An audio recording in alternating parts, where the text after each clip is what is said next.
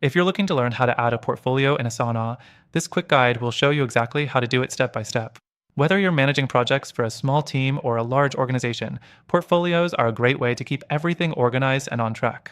Stick around, because by the end of this video, you'll know exactly how to create, customize, and manage portfolios in Asana. And before we jump into it, you can try Asana for free with an exclusive bonus through the first link in the description. Now, let's get into it. The first thing you need to know is that adding a portfolio in Asana starts with creating a new project. So go ahead and log into your Asana account. Once you're on your dashboard, look for the Create New Project button, usually located on the left-hand sidebar. Click on that, and you'll be prompted to either choose a template or start a project from scratch. Pick whatever fits your needs. Next thing, after your project is created, you can turn it into a portfolio. To do that, navigate to the Portfolios section in the left sidebar. If you don't see this option, make sure you have the necessary access or upgrade your plan, as portfolios are part of Asana's premium features. The third thing, once in the Portfolio section, click on Create Portfolio. You'll then be asked to name your portfolio and choose which projects you want to add to it. Select the projects that matter most, or create a new project within the portfolio if needed. Portfolios allow you to organize everything in one place, so you can easily track progress across all your important projects. Now, here's the cool part. Once your portfolio is set up, you can customize it. Asana lets you adjust the view, adding custom fields to track key metrics like due dates, project statuses, or priority levels.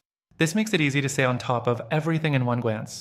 Customize your portfolio to fit the way your team works. The next thing you'll want to do is set up automatic updates. Asana allows you to set notifications for any changes in your portfolio, whether it's about the completion of tasks or updates to timelines. This ensures you never miss any important updates and your team stays in the loop.